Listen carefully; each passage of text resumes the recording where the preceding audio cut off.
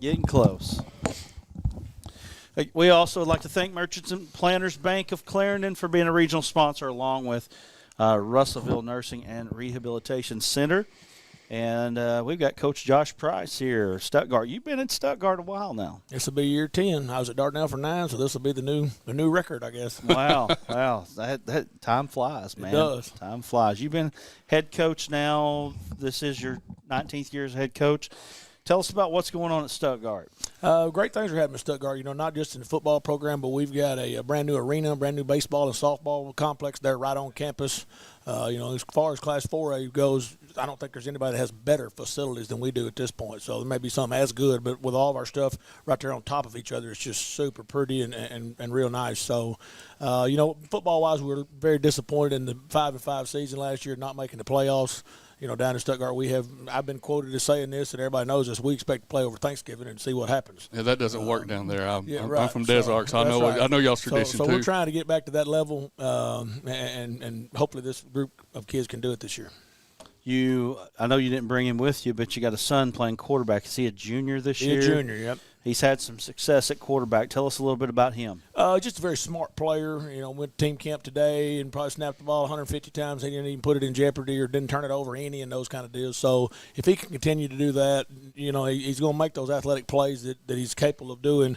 But I tell him just to be a bus driver. Just drive us down the field, take care of and just so many things. He's been going to quarterback camp with me since he was in kindergarten and just knows the game so well. And he's a student of it and he works real hard.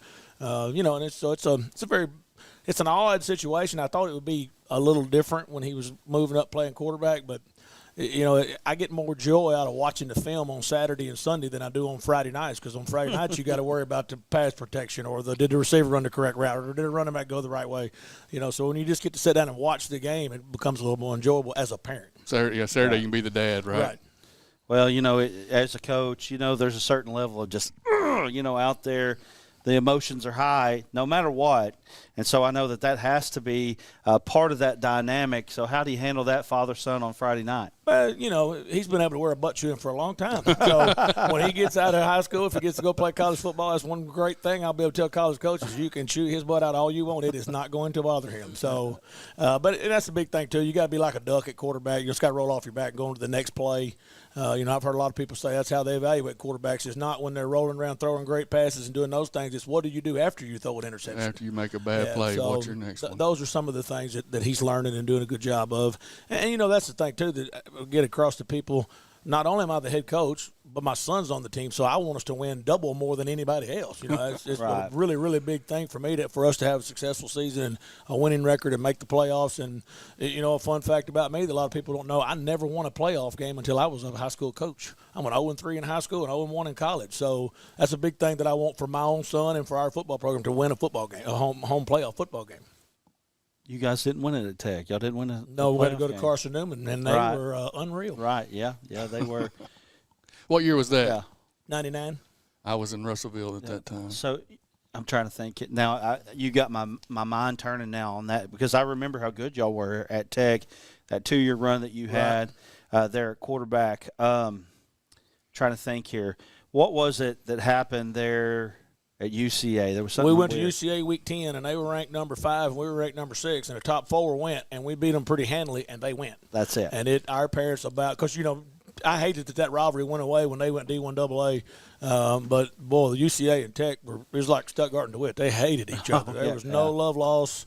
There was things painted purple all over Russellville, and things painted green all over Conway, and but that was one of the greatest things of my playing careers. I never lost to those clowns. So tell us how you really feel. There you go. All right, tell us about just what you got lined up this year. 4A8, tough conference. You talked about DeWitt, Warren, Star City, Hamburg, Crossit. That's a loaded lineup. And then I look at your non-conference, and you've got Malvern and Central Arkansas Christian.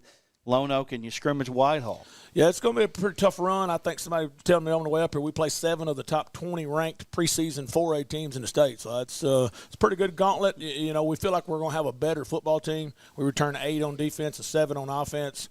But what does that mean wins and losses wise? You know, I mean, because you're looking at some of those. Monticello thinks they're going to be as good as they've been. Hamburg does. Obviously, Warren's always got a good football team. Malvern and Lone Oak think they have very good football teams coming back. So it's going to be a challenge for our kids. And because of scheduling, I didn't want to lose anybody. We only have 4 home games. I'm on the road 6 of those games. So it's going to take a lot of maturity by our kids and a lot of work by our coaches. The positive also is that we have 20 seniors. That's the most I've ever had. So, you know, we've got – it's crazy in Stuttgart, Arkansas. We've got 59 kids out on the high school football That's team. a pretty good size team. So that's a good thing to have, and hopefully we don't have hardly any of them going both ways. Too bad you ain't got more at home early in the season. I know how the mosquitoes are down there. We've talked about that. It's a good home field advantage for a lot of teams. No doubt. You know, when it gets the worst, I can't remember what year it was, but it got real warm up in the 80s about late October, and they'd quit spraying. Oh, it was brutal. Rad. Brutal. Oh, yeah, for sure. Yeah, there's teams that come out of the hills. They don't got no idea. No idea. I love it when people around BB or Cabot say, oh, these mosquitoes are terrible. Shut up. You don't know what you're talking You about. don't even know no idea. No clue. That's funny. All right, tell us who you got with you here. I brought 2 seniors with me, 2 of our team captains elected by their peers. QT Johnson starts at wide receiver for us. He had 10 touchdown receptions in 7 weeks last year before he broke his arm on one of those touchdowns against Monticello. Dagan Duncan is the starter for us on the O-line and then plays some D-line as well. Kind of a backup there, but he can play there if we need him. Both these kids are great kids, good football players, and do a good job of leading our team. All right, well, let's bring them in here. All right.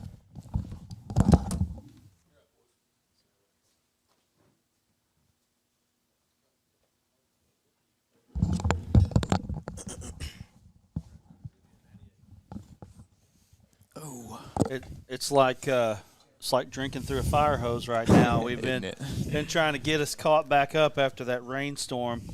Stuttgart Ricebirds play some good football down there. Yes, sir. Tell us a little bit about what it's like to play for a team like Stuttgart. I mean, it's just an honor, you know, like the whole community, they love football and, you know, just playing on that field like that underneath all the fans and all the support. Mm-hmm. It's amazing. And so we just try to give it our best every week. You know, we put the work in, band it out to show them what we got.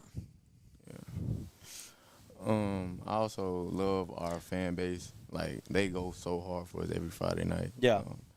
Also, like all the booster clubs, fundraisers, like everything. Like I like it a lot. I mean, it's something, isn't it? Everybody comes together on Friday night, pulling together. You know, you may not like your neighbor, but on Friday night you're going to go watch a football game together, right? Yes, sir. Absolutely. It's something to behold. That Friday night football in Arkansas is something. It's real. It's nice. Yes, I want to know on this schedule here, who would you like to?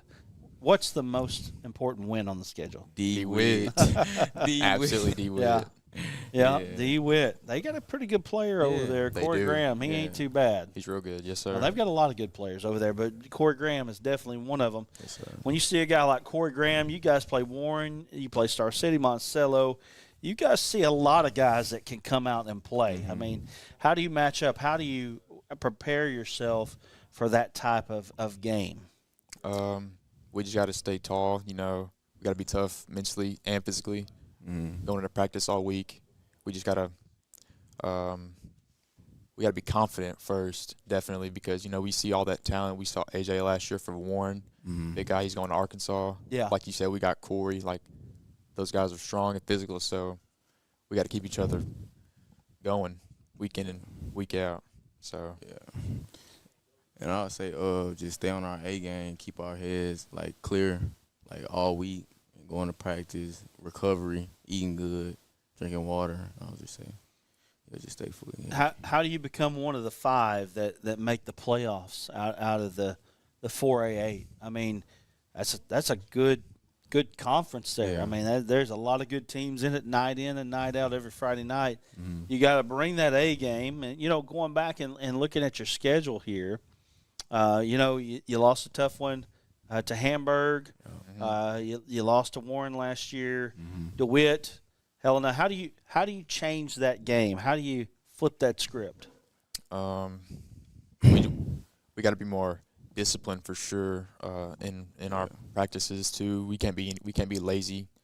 all year. We just got to keep going. Like, we started off strong last year. I want to say 2-0, and then we played Malvern at home, and we lost a tough one that we should have won for sure. And then obviously we just got unlucky in that mud bowl with Helena. Our defense wasn't on our A game, and we couldn't throw the ball for sure like we wanted to with Kane back there, you know. Yeah. So it was unfortunate throughout most of the year, and obviously all the talent we faced, I guess we just weren't prepared. But this year we're coming for it all, you know. We want to be the best, and we want to show everybody that. Well, looking at this, you were 3-4 in conference, which usually means that you're one game away from making the playoffs. Yes, so sir. if you had won the Hamburg game, Warren, DeWitt, Star City, well, you beat Star City, or Helena, you would have made the playoffs. So it's not like you're that far away from it. So what is it that you do this year to get over that hump, the little game, the 2-point game? It comes down to the very end of the game. How do you win those games? I would say just fixing a lot of mental errors and keep our heads in the game to just come out on top and actually do our best and So mistakes in the first quarter add up. Mistakes in the second quarter add up. Little mistakes here, little mistakes there add up to the point that you get to that final score. It's not that last mistake that gets you. It's the ones that add up. All right, I want to ask you this question. I've been asking everybody as we go here. It will be a successful season at Stuttgart if we win a playoff game, for sure. Yeah. It's I haven't won a playoff game my whole high school career. You know, we went to Gravette my 10th grade year. Was not good there, and then last year obviously we didn't even make the playoffs. So I'd like to be successful, to just give it our best, show everybody that we're the best, and like Coach Price said, play all into Thanksgiving, because I've never got to experience that, and it'd be an honor to. Yep. Also, I agree with Dagan. I would like to win a playoff game. I mean, I had moved up my 10th grade year, and we played. I think we played CrossFit. And we had got that playoff win. I think it was Cedric's senior year, and we got that win. But also, I just wanted to keep our heads in the game and just strive to be the best that we can. So yeah. All right, guys. Well, we appreciate Stuttgart for coming in. Thank you, Coach Price, for taking the time to come out. And I don't see anybody out there right now. Well, guys, we're going to take a quick break, and we're going to wait for the next team to come in. You've been watching the Hometown Sports Volume 2, Arkansas Sports Network Media Day, and we'll be back in just a moment.